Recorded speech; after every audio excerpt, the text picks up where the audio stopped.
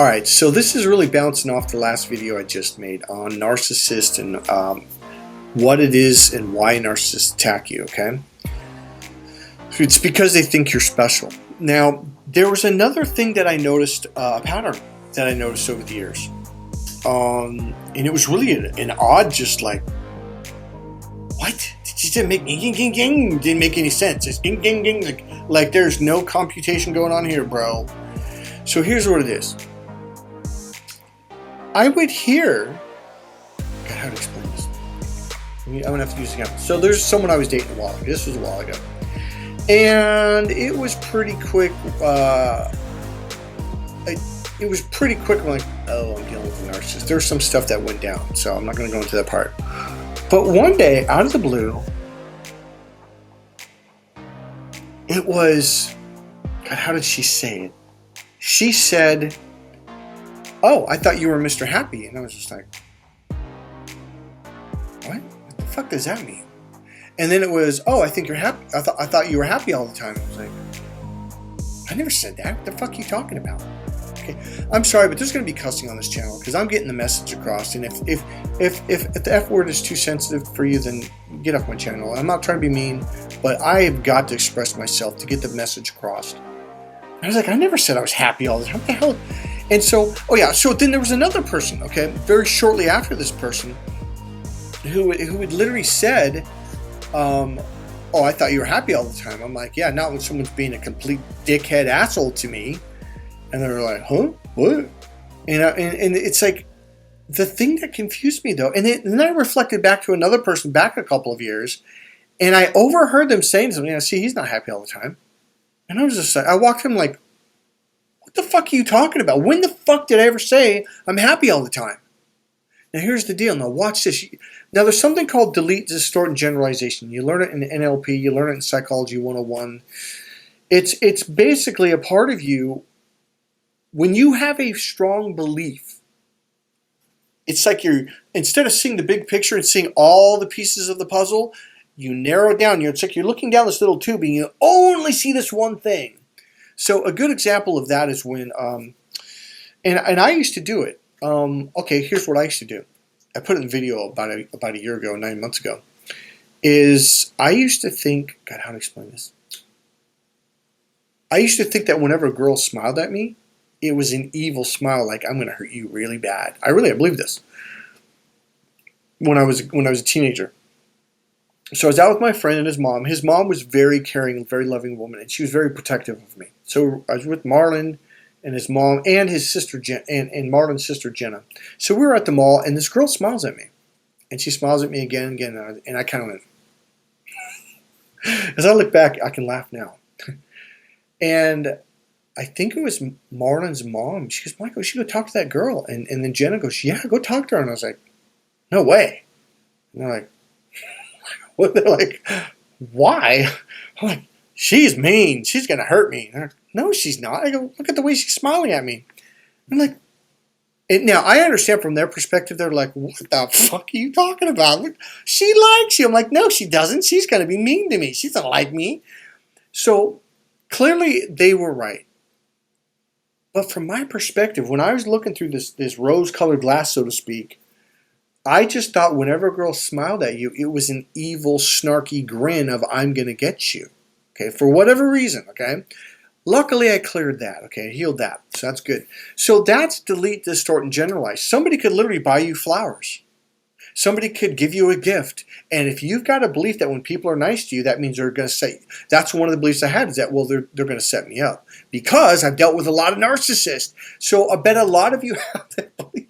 Because what's the beginning phase? That's called the love bombing phase. And they're really nice and they're really sweet and they buy you things and they take you places and they tell you you're special. And then next thing you know, they start cutting you down. They set you up. They get you fired. They set you up and pull the rug out from underneath you and just all kinds of games. And you're like, oh, I've seen this before. And so the goal is to get to the point where you can just see someone for who they are. Now, I made other videos about that. I'm not going to go into that now. So when you do this, it's delete, distort, and generalize. All right? So when a narcissist, okay, narcissists are very narrow. They're very, very narrow. So they delete and distort like 99% of all the information, and they only see 1%. So the way it was explained to me, here's another way of explaining in an NLP training was, do you have one of those friends that they could go to this wonderful party with nice people, and let's say there's 5 of you, and 4 of you, when you guys walk out, wasn't that a great party? And you're like, oh yeah, it's a great party. But then there's that one guy like, oh, those people are assholes. They're jerks. They are. And you're like, what are you talking about? It's like the nicest group of people ever. Well, when that person walks into the room, God, how to explain this? Let's say there's 100 people at this party, and 5 of them are jerks. So 95 of the people, so 95% of the people are wonderful people. Well, if you have a belief that filters out all the positive people and you only see negative people, what happens is you walk up to someone who's actually nice and it doesn't match your filter. It doesn't match your belief. So you don't really feel comfortable with this person because you're not used to meeting people like this. So there's no connection. So you move off to the next person. And then they're nice. And like, oh, that's weird. And you know, the next one. So you might even tell your friends, like, most of those people were just weird. But then I met these assholes. So then you meet one person and they're a total jerk. And in 20 minutes, you guys are arguing, fighting, and you leave them and you go to the, you walk around, eventually ping to another person, and you have a bad experience. So that's what filters can do. That's what beliefs can do. And so a narcissist does this to the extreme. All right. So here's my point.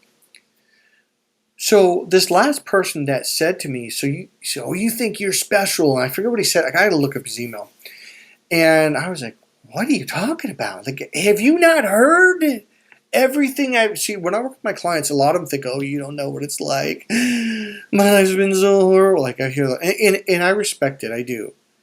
So then what I do is I tell them my life. And they're like, oh, fuck, dude. Like, and a lot of them say, dude, I haven't experienced even like 10% of that. Like, holy shit. Like, how are you such a nice person? Well, I've done a lot of therapy. But I don't think it's that. I think it's I'm an empath, and that's just the way we are. So what happens is a narcissist will look at you through this narrow thing and only see when you're happy. And they're jealous of that, and they want that. But they forget about all the things you've told them, like, well, this happened to me and that happened to me, all the negative stuff. It's like they can't hear that or something. That is what happens when you get this finite view on life and these very finite beliefs, because they become very finite filters that really don't allow you to see the reality. Now, most people don't do things to that extreme, but a narcissist does. They are the extreme of the extremes, okay? So that's why a narcissist will sit there and go, oh, I guess you're not so happy, all right? Because, man, I want to tell you, I've heard this my whole life. Like, what? Well, I thought you were Mr. Happy. I thought you were Mr. Perfect. Now, they'll say Mr. Perfect because they're looking down this narrow, focused thing of perfection. And really what that is, that's being very critical. They criticize what you say to them and change what you say, which is going to be in the next video. And everything is critical. They criticize themselves. They criticize what they say. They criticize what people say to them. They're critical about everything. So there's just these miserable people. But then they see you happy for an hour one day, and it pisses them the fuck off. So in their mind, they're like, well, I've got to hurt them. I'm going to show them, who do you think you are? Again, how do you deal with this? You don't. You get rid of them. You block. You walk. And you never look back. You never look back. Hey, this is Mike Colleen at MikeColleen.com. God bless you guys. See you in the next video. Bye.